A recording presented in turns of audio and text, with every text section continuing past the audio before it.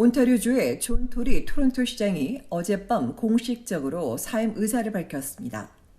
지난주 금요일 밤 토리 시장의 전격 사임 발표 이후 사임해야 한다는 주장과 사과했으면 됐으니 철회해야 한다는 의견이 끊임없이 제기돼 왔으나 결국 사임을 결정했습니다. 정치권에서도 의견이 분분해 덕퍼듀 온주 수상은 변화할 때가 아니니 사임하지 말아야 한다고 밝혔고 일부 시의원들 역시 사임을 만료했으나 반대로 크리스티아 프릴랜드 연방 재무장관은 책임지고 사임해야 한다고 전함받습니다. 이런 가운데 어제 13시간 동안 진행된 토론토시 첫 예산안 회의에선 예산안 반대와 사임을 요구하는 시민들 시위에 진행이 중단되면서 4시간 반 넘게 지연되기도 했으나 새로운 수정안이 포함되며 밤 10시 10분에 최종 승인됐습니다. 예산안 승인 후 기자들의 사임 질문에 답을 회피한 토리 시장은 이후 시 사무처에 공식 사퇴서를 제출했습니다. 사퇴서에서 토리 시장은 내일 오후 5시에 시장직을 내려놓겠다며 오늘과 내일 남은 이틀 동안 제니퍼 맥켈브 부시장 시 직원과 만나 인수인계 작업을 진행하겠다고 전했습니다. 2014년 이후 자신을 믿어준 토론토 시민에게 감사와 함께 다시 한번 사과한 뒤 지난 8년 동안 봉사할 수 있는 기회를 갖게 돼 영광이라고도 덧붙였습니다. 변호사 출신인 토리 시장은 온타리오주 보수당을 이끌다 2014년 처음 토론토 시장에 선출됐고 지난해 10월 선거에서 무난히 승리해 3선 시장에 올랐으나 이번 불륜 스캔들로 넉 달도 안 돼 물러나게 됐습니다. 한편 토리 시장이 공식 사임하게 되면 60일 안에 보궐선거와 관련된 선거 절차가 마련되는데 예정된 시의회 일정이 다음 달 29일로 알려져 이날 발표될 것으로 예상되고 있으며 이후 후보 입후보가 시작되고 후보자 등록 마감 45일 후에 선거가 치러질 것으로 알려졌습니다. 지난 시장 선거에서 토리 시장에 패해 낙선한 후보들이 벌써부터 출마 의지를 다지고 있습니다.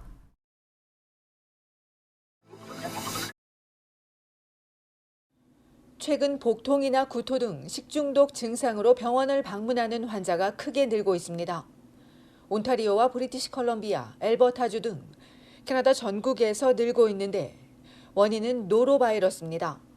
노로바이러스는 급성 장염과 식중독을 일으키는 대표적인 병원체로 코로나 팬데믹 기간 중 감소했다가 다시 증가하고 있습니다.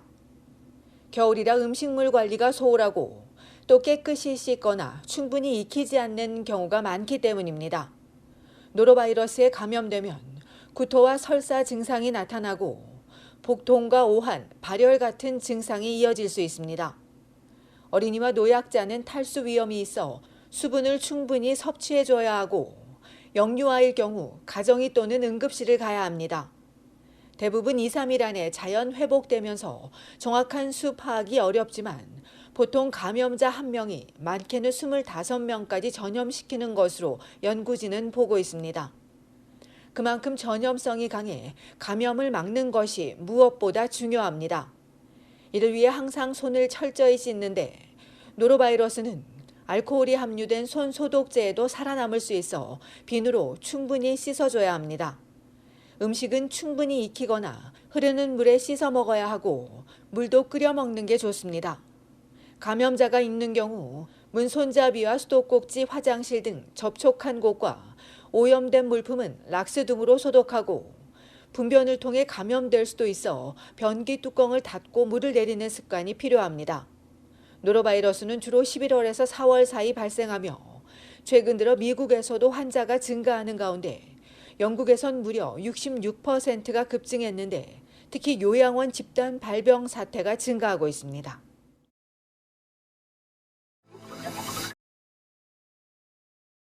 캐나다의 월세가가 천장 없이 고공행진을 이어가고 있습니다. 전국의 평균 월세는 1,996달러로 지난해 같은 기간과 비교해 무려 11% 뛰었고 코로나 이전인 2020년 1월보다 9.5% 올랐습니다. 다만 한 달 전보다는 0.5% 떨어졌는데 그럼에도 9개월 연속 두 자릿수 증가율을 기록했습니다. 이런 임대시장 강세는 제한된 공급과 수요 증가, 모기지 이율 상승이 주요인입니다.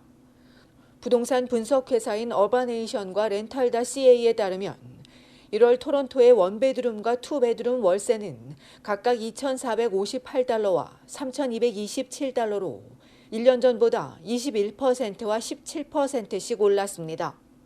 놀수욕은 $1,966와 $2,396로 12%씩 상승했습니다. 브리티시 컬럼비아주 밴쿠버의 월세는 원베드룸 $2,730, 투베드룸 $3,624로 각각 24%와 21%씩 올랐습니다. 전국 도시 35곳 중에서 번화비가 원베드와 투베드룸 모두 30%와 27%씩 최대 폭으로 뛰었고 온주 키치너와 런던도 27%씩 올랐습니다. 또 밴쿠버와 엘버타주 캘거리는 지난달 콘도와 아파트 임대료가 최대 폭인 23%씩 뛰었고 토론토는 21% 올랐습니다. 이처럼 월세 고공행진이 이어지며 서민들을 울리는 가운데 반대로 주택시장은 거래가 크게 줄면서 14년 만에 최저치를 기록했습니다. 전국 부동산협회에 따르면 1월 주택 거래량은 11개월 연속 하락하면서 2009년 이후 가장 낮았고 12월과 비교해도 3% 줄었습니다. 이 역시 기준금리 인상이 주 요인인데 여기에 더해 외국인 주택 구매 금지 조치 등도 작용했습니다.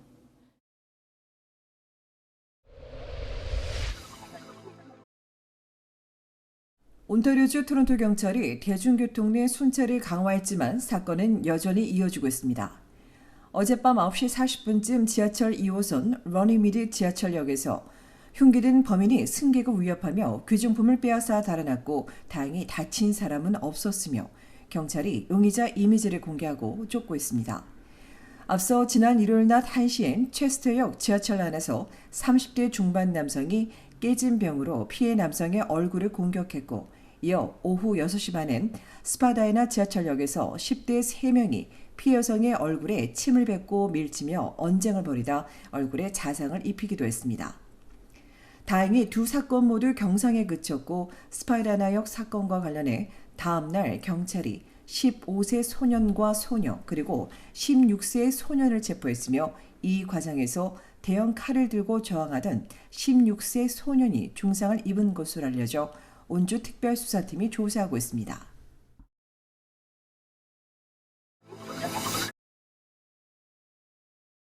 최근 석 달 동안 온타리오주 광역 토론토에 있는 약국들을 돌아다니며 현금과 처방 약물을 강탈한 일당 10명이 검거됐는데 잡고 보니 14세의 2명 등 18세 미만 청소년이 6명에 달해 충격을 주고 있습니다. 이들 일당은 지난해 12월 8일부터 지난 2월 10일까지 석 달여 동안 훔친 차량을 몰고 약국 26곳을 돌아다니며 나르코틱스 등 마약과 현금을 강탈했고 이 과정에서 약사와 직원, 쇼핑객에게 권총과 흉기를 들이대며 위협했습니다. 다행히 크게 다친 사람은 없었지만 피해자 모두 심한 충격을 받은 가운데 이들을 60여 건의 혐의로 입건한 합동경찰팀은 14세 어린 나이의 학생들이 손쉽게 범죄에 가담하고 있어 매우 우려된다며 부모와 보호자는 자녀들이 범죄에 빠지지 않도록 잘 살피고 유사 범죄 피해를 막기 위해 약국에 금고용 보관함 등을 설치할 것을 강조했습니다. 처방 마약류와 현금을 강탈하기 위한 약국 무장 강도 사건은 지난해에만 무려 120여 건이 발생했으며 범인 역시 대다수가 10대 어린 학생들이고 올 들어서도 벌써 45건이나 발생해 증가하고 있습니다.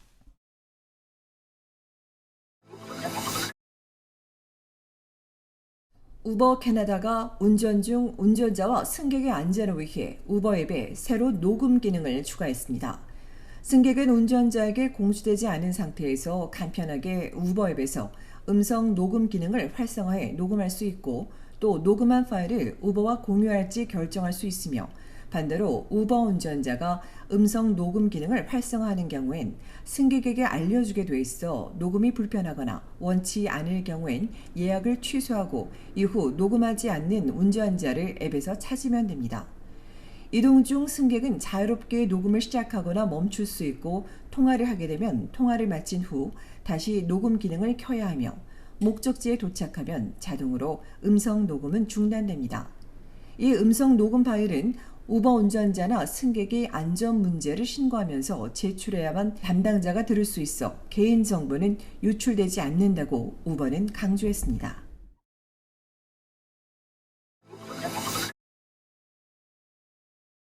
단독 출마한 김정희 후보팀이 온타리오주 토론토 회장단에 당선됐습니다. 오늘 오전 한인회 선거관리위원회는 한인회 회칙과 선거관리 세칙에 의거해 김 후보팀에 결격 사유가 없다며 김정희 회장 후보와 박보흠, 김서연 부회장 후보가 38대 정 부회장에 당선됐다고 밝혔습니다. 이상설, 변현수 이사선임위원도 무투표 당선으로 임명된 가운데 선관위는 김정희 회장팀이 제58차 정기총회를 시작으로 2년간 일하게 된다고 전했습니다. 오는 4월 열릴 예정인 제58차 정기총회에선 2020년도 사업 및 결산 보고와 감사 보고, 회장단 취임식에 이어 2023년 예산안 인준과 사업계획서 보고, 기타 안건 등으로 진행될 예정입니다.